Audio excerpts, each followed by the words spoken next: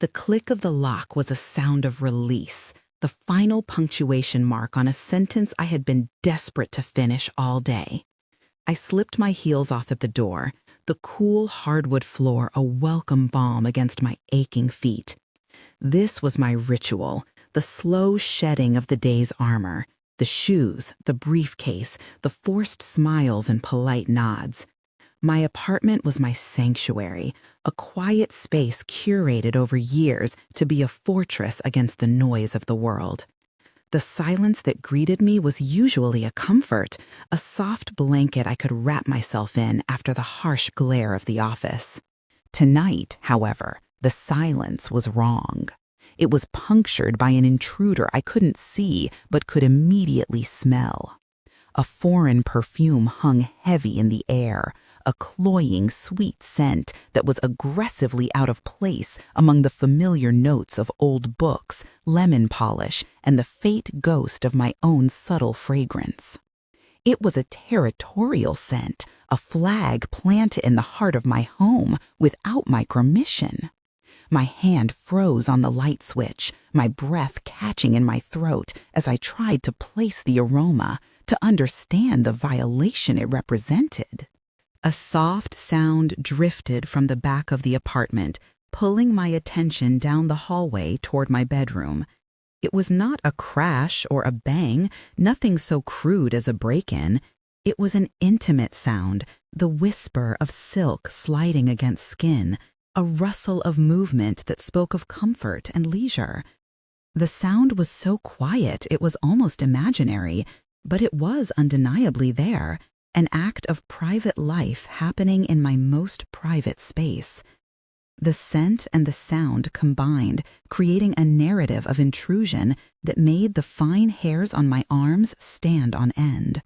My heart began a frantic, muffled drumbeat against my ribs. I moved down the hallway, my bare feet making no sound on the runner. Every instinct screamed at me to turn around, to walk out the door and call for help, but I was mesmerized, pulled forward by a dreadful curiosity. The door to my bedroom was ajar, a thin vertical sliver of warm light cutting through the dimness of the hall.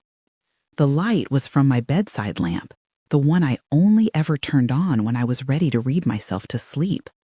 Someone was in my bed. I pushed the door open. The scene was bathed in the soft, golden glow of the lamp. It was a tableau of violation. On my bed, sprawled across my pristine white silk sheets, was a woman. She was naked, her dark skin a stunning, shocking contrast to the stark white of the bedding. Her body was arranged in a pose of absolute indolence, one arm thrown back over her head, her dark hair fanned out on my pillows. Her other hand rested on her own hip, her fingers tracing idle patterns on her skin, as if she had all the time in the world. She was not asleep. Her eyes were open, staring at the ceiling, but I could feel that her awareness was entirely focused on me standing in the doorway. She made no move to cover herself, no gesture of surprise or alarm. Her presence was an act of supreme, unadulterated confidence. I watched, frozen, as she slowly, deliberately stretched a leg, her toes pointing, her calf muscle tightening. It was a movement of pure, sensual ownership, a silent declaration that this space, my space, was now hers to occupy as she pleased. Then she turned her head slowly, languidly, and looked directly at me. The lazy, self-satisfied smile playing on her lips was the first thing I truly saw, and it was like a key turning a lock deep in the vaults of my memory. Time fractured, the last 30 years collapsing into a single, searing moment of recognition. The face was older, the features sharpened by age, but it was unmistakably the same. The same wide, mocking eyes that had watched me cry in the schoolyard. The same full lips that had twisted into that exact smirk of contemptuous amusement. 1,000 commands fired through my brain, none of them reaching my limbs. Scream, run, throw something, call the police. My body remained a statue carved from ice and disbelief, rooted to the floorboards outside my own bedroom. Her lazy smile widened slightly, a subtle acknowledgement that she saw the paralysis, that she had expected it, even counted on it. The air grew thick, heavy with the weight of 30 years of buried resentment and fear. She was not just a person in my bed. She was a specter from a past I had tried to bury, now made flesh and bone and lying in the very heart of my sanctuary. My feet moved before my mind did, shuffling backward, away from the open door. It was a retreat, a full-scale surrender, enacted in 2 clumsy, silent steps. I reached for the doorknob, my fingers numb and clumsy. Closing the door was not an act of defiance, not an attempt to lock her in. It was an act of self-preservation, a desperate, futile attempt to put a barrier between myself and the reality she represented. The latch clicked shut with a soft finality, a sound that felt less like a lock engaging and more like a verdict being read. I did not sleep. The living room couch, usually a comfortable spot for an afternoon nap, became an instrument of torture. Its cushions felt lumpy and unfamiliar, a foreign landscape in the geography of my own home. I lay there, wrapped in a thin throw blanket that offered no warmth, and listened. Every creak of the building, every hum of the refrigerator, every whisper of fabric from behind the closed bedroom door was magnified, feeding a paranoia that coiled in my stomach. I was an exile, a refugee, displaced by an invading force of one. The first hint of morning light was not a relief, but an indictment. It crept through the blinds in gray, unforgiving stripes, illuminating the dust motes dancing in the air and revealing the stark reality of my situation. Then came the sounds from the kitchen, the soft click of a cabinet door, the rush of water from the faucet, the scrape of a ceramic mug on my granite countertop. They were the mundane, domestic sounds of a life being lived, but they were not my sounds.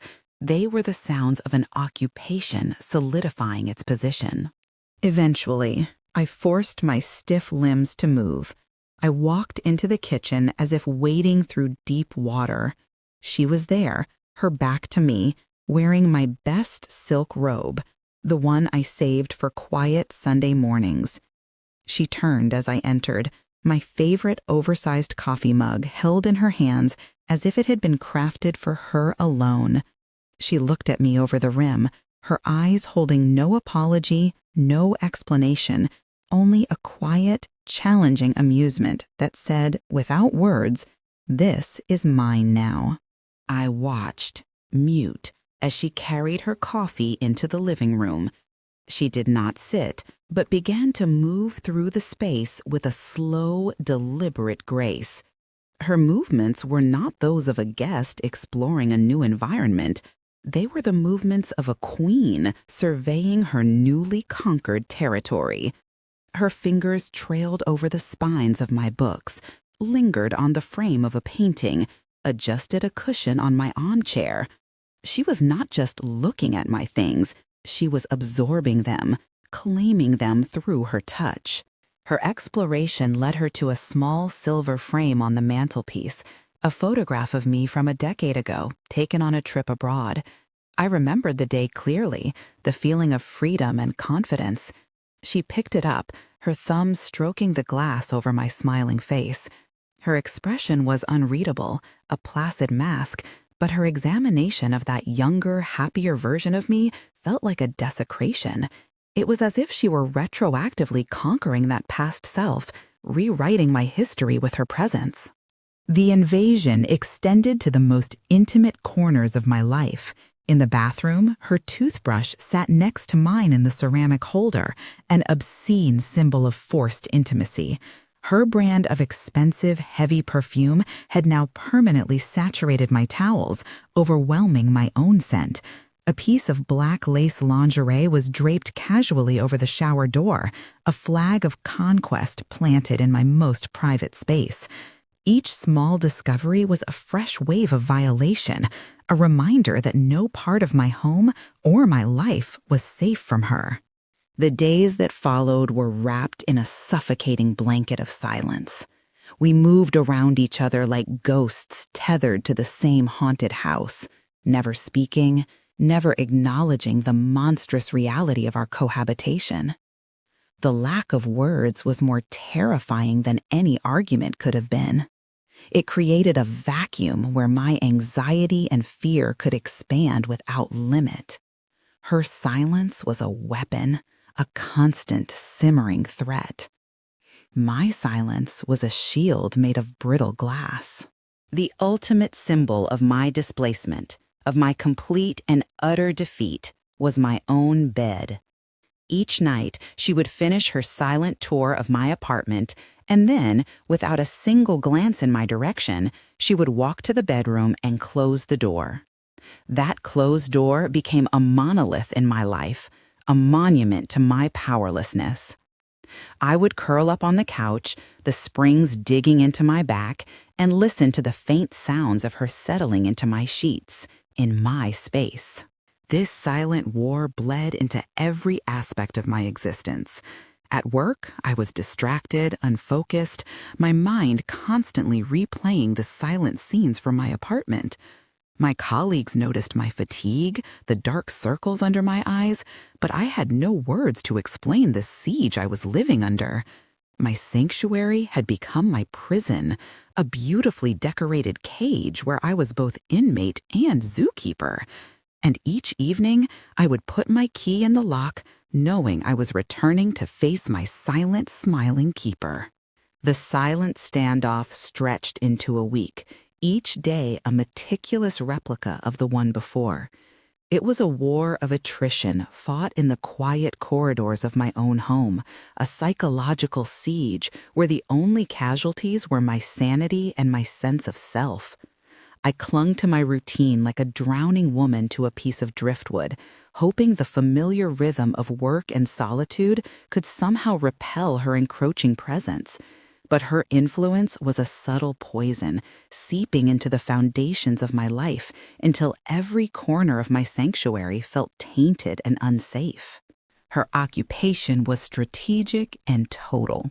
My bathroom became her showroom, her expensive creams and serums colonizing the counter space, pushing my own modest toiletries to the edge. The scent of her perfume now clung to everything, a constant, olfactory reminder of my displacement. She would leave a single perfect stocking hanging to dry over my towel rack, an intimate garment displayed with the casual arrogance of a conqueror. Every morning, I would find a new piece of her invading my space, each one a small, deliberate act of psychological warfare.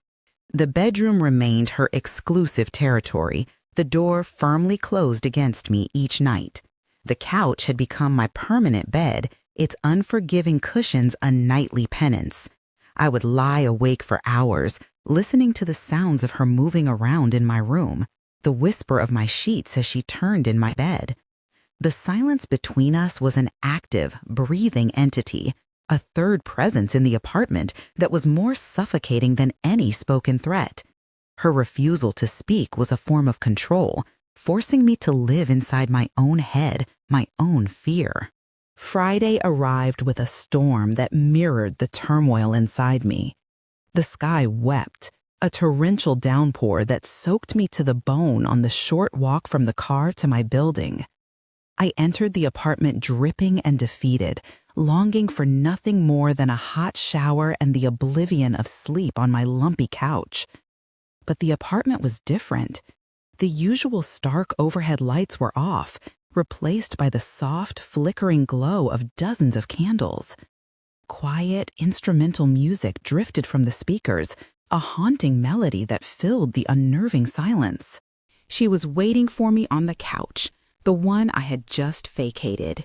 She was wearing a sheer black peignoir that did little to conceal the lines of her body, her form a dark silhouette against the candlelight. A glass of red wine sat on the coffee table, a silent invitation. The scene was so theatrical, so deliberately staged, that it momentarily broke through my fear and ignited a spark of pure, unadulterated rage.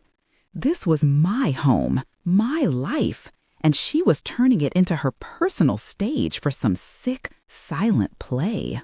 The anger propelled me forward, my mind finally formulating the words I had suppressed for a week. But as I opened my mouth to scream, to demand she leave, she rose from the couch. She moved with a liquid grace that was both mesmerizing and terrifying. She met me in the middle of the room, her eyes holding mine, her expression calm and unreadable in the wavering light. Without a word, she reached out and her cool fingers began to unbutton my drenched, cold blouse. My rage evaporated, replaced by a sudden, shocking wave of utter helplessness. My body, which had been tense with fury, went limp. My arms hung uselessly at my sides as she methodically stripped away my wet clothes, each layer a defense I no longer had the strength to maintain. Her touch was not violent or aggressive, it was detached, clinical, the touch of someone unwrapping an object, not undressing a person. The sheer deliberation of her actions was more disarming than any force could have been. I stood naked in the center of my own living room, the cool air raising goosebumps on my skin. The candlelight danced over my body, exposing every flaw, every vulnerability. I felt a phantom echo of the same humiliation I had felt as a teenager, stripped bare by her taunts in a crowded locker room. She looked at me, her gaze traveling slowly from my face down to my feet and back up again, an appraisal that was both possessive and dismissive. Then she leaned in. The kiss was not what I expected. It was not passionate or angry. It was a claim. Her lips were soft but firm, moving against mine with a slow, deliberate pressure that demanded a response my body was too shocked to give. She tasted of red wine and a victory she had known was hers from the moment she first stepped into my home. It was a kiss that sealed my surrender, a final, silent declaration of her absolute dominion over me. She guided me down to the Persian rug in front of the fireplace, the plush fibers soft against my bare back. The room was a kaleidoscope of flickering shadows and the scent of melting wax. Her hands began a slow, meticulous exploration of my body, a cartographer charting an unknown land. Her touch was knowing, precise, her fingers finding nerves I didn't know I had, eliciting shivers that were part fear, part a dawning, horrified pleasure. It was a perfect, calculated seduction, an assault not on my body, but on my will. She was dismantling me piece by piece, bypassing all my defenses to touch the most terrified, compliant core of my being. My mind screamed in protest, but my body, that ultimate traitor, began to respond. A low whimper escaped my lips, a sound of both protest and burgeoning desire. She had found the fault lines in my resolve and was patiently, expertly prying them apart. The climax, when it came, was not a release. It was a breaking. It was a tidal wave of sensation that shattered the last vestiges of my resistance, leaving me utterly spent, a shipwreck on the floor of my living room. I lay there, trembling and exposed, as she moved to lie beside me, her breathing even, her victory absolute. The silence returned, but it was different now. It was the quiet of a battlefield after the final decisive engagement, a silence heavy with the taste of defeat. The night on the rug marked a tectonic shift in our silent war. The lines of aggressor and victim, of owner and intruder, began to blur into a strange, unsettling landscape of domesticity. When I woke, the candles had burned down to pools of wax, and a soft gray light filtered through the windows. She was gone from my side, but the indentation she'd left on the rug felt like a brand. I was no longer an exile on the couch. A new, more complicated phase of my captivity had begun. That night, for the first time in over a week, I slept in my own bed. She was already there when I entered the bedroom, lying on her side, her back to me. I slipped under the covers of my own bed as if I were the guest, careful not to disturb her, my body rigid with a tension that sleep could not dissolve. I lay awake for hours, acutely aware of the warmth of her body just inches from mine, the soft rhythm of her breathing, a constant, unnerving presence in the dark. Sometime in the deep quiet of the night, I woke to find her arm draped over my waist, her body curled against my back. It was not a sexual touch, but an act of simple, possessive comfort, the kind of unconscious gesture one makes toward a longtime partner. My entire being screamed to pull away, to flee, but a profound, paralyzing lethargy held me in place.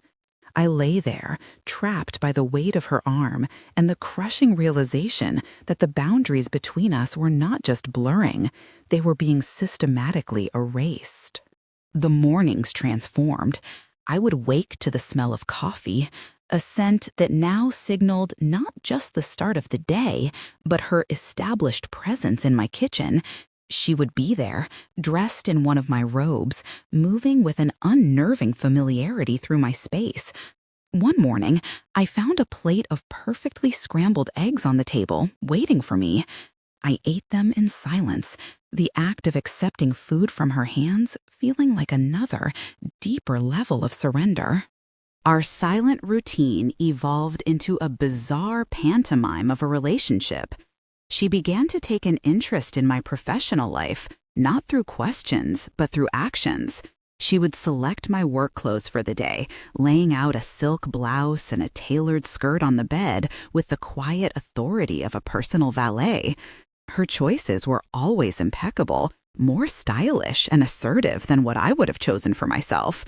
Wearing them felt like donning a costume she had designed for me. The ritual extended to my hair. I had always worn it simply, pulled back in a quick, functional style.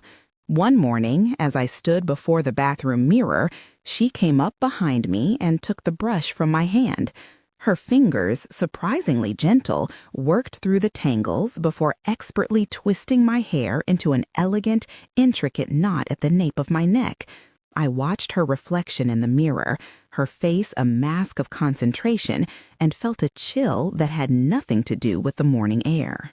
The evenings lost their sharp edge of terror and settled into a kind of muted dread. After our silent dinners, she would lead me to the bedroom, not with force, but with a look, an expectant tilt of her head that I had learned not to defy. The encounters were no longer attacks, they were lessons. Her hands and mouth became instruments of education, teaching my body a new language of pleasure and submission, a language I had never wanted to learn but was now becoming fluent in. She seemed to take a detached, almost scientific interest in my responses. She learned the exact pressure that would make my breath catch, the precise spot on my neck that would make my skin break out in goosebumps. It was an intimacy born not of affection, but of study. I was a subject, a fascinating specimen whose reactions were being meticulously cataloged for some unknown purpose.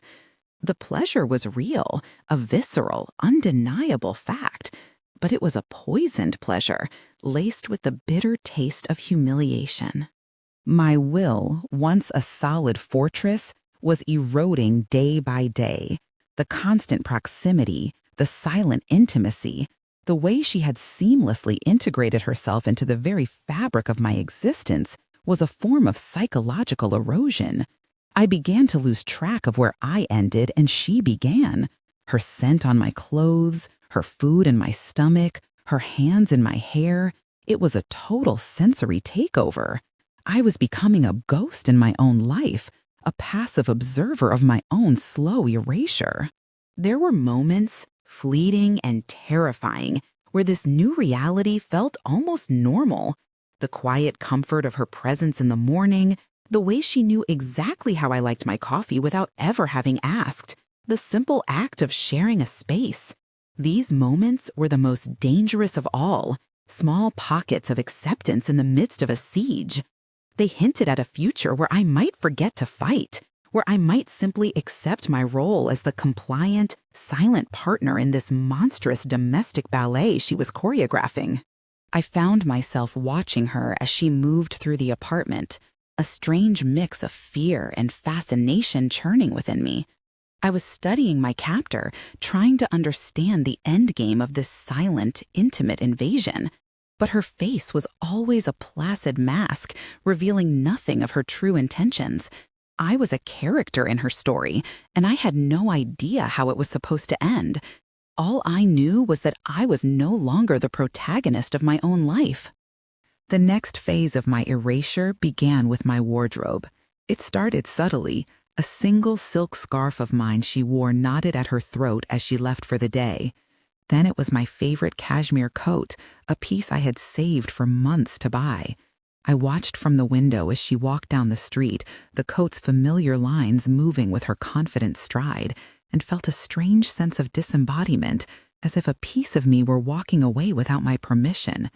Soon, she was dressing exclusively in my clothes, not as a borrower, but as an owner, selecting outfits with a critical eye I no longer possessed. Her appropriation then moved from the physical to the intangible. I first noticed it with the telephone. A call would come, a friend or a colleague, and before I could move, she would answer it, her voice a perfect, chilling mimicry of my own professional telephone manner.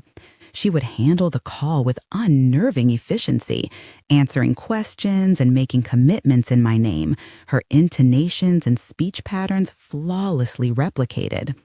I would stand a few feet away, listening to a phantom version of myself navigate my life, my own voice trapped uselessly in my throat. The true dedication to her project became clear when I found her in my home office, surrounded by my personal history. She had unearthed old photo albums, yearbooks, even home videos from my childhood. She was not just looking at them, she was studying them, her focus intense and absolute. She would watch the videos on a loop, her head tilted as she listened to the sound of my laughter as a child, her lips silently mouthing the words I spoke on screen. She was not reminiscing, she was researching, learning me from the inside out. Mirrors became her classroom. I would often find her standing before the full-length mirror in the hallway, not looking at herself, but at a reflection she was trying to inhabit. She would practice my gestures, the way I tilted my head when I was listening, the small, impatient tap of my fingers when I was thinking. She meticulously copied my signature, filling page after page of a notebook with my name, each attempt a closer, more perfect forgery of my identity. She was not just wearing my skin, she was learning how to move in it. The nights became a different kind of laboratory. The intimacy was no longer just about pleasure or submission. It was about data collection. Her hands would trace the faint, silvery lines of a scar on my knee, her touch questioning, demanding the unspoken story behind the mark. She would kiss the constellation of moles on my back, her lips moving from one to the next as if memorizing a map.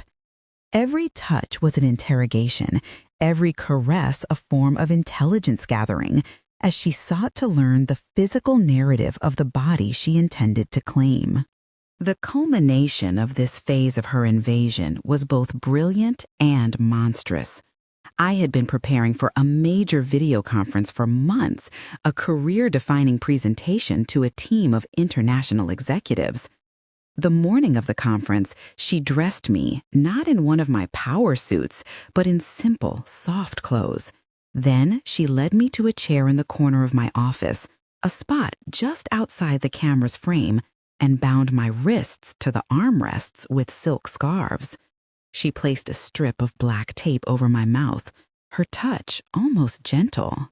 She then donned my sharpest suit, did her hair in the severe knot she had perfected, and sat down at my desk in my chair.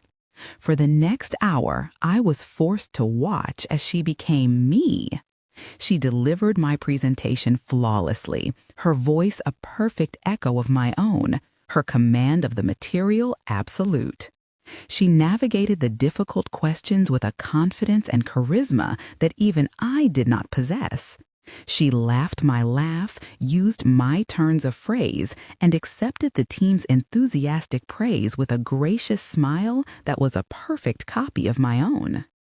As I sat there, bound and silenced, a spectator at the performance of my own life, the final, horrifying truth of her plan settled upon me. This was not about revenge for some 30-year-old high school grudge.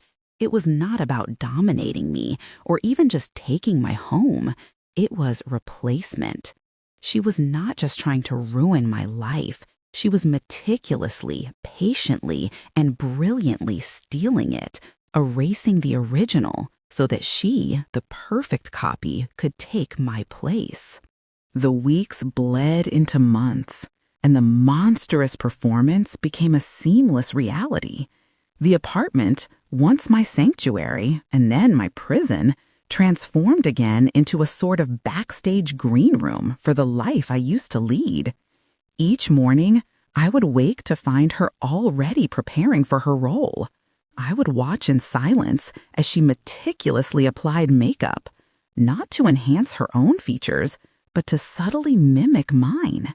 She would stand before the mirror, contouring and highlighting, transforming her face into a more polished, more confident version of my own. My role in this production was that of a silent, invisible stagehand. I would prepare her coffee just the way she liked it, which was, of course, the way I had always liked it. I would iron her my blouses, ensuring every seam was perfect, every collar crisp. I learned to anticipate her needs, laying out her briefcase, making sure her car keys were by the door, all without a word or a gesture of acknowledgement passing between us. My existence had been distilled down to a series of domestic functions, all in service of her performance. Her life as me flourished. I would hear snippets of it in the evenings when she returned. She would talk on the phone to my friends, her laughter a perfect imitation of mine, as she described a lunch meeting or a gallery opening she had attended. She excelled at my job, earning accolades and praise from my colleagues, news of which would reach me through company-wide emails I no longer had the authority to open myself. She was not just playing my part, she was improving it, elevating it, making my life more successful than I ever had. I became a curator of a life that was no longer mine. I managed the household, paid the bills from an account she now controlled, and kept the apartment in a state of perfect order, a serene backdrop for her triumphant return each evening. My own reflection became a strange and unfamiliar sight. The woman in the mirror seemed faded, a pale watercolor sketch of the vibrant oil painting that now walked out the door each morning. I stopped looking in mirrors altogether. One evening, she came home later than usual. The lines of exhaustion were etched around her eyes, a genuine fatigue that was not part of the act. She dropped my briefcase on the floor with a heavy thud, kicked off my shoes, and collapsed into my favorite armchair.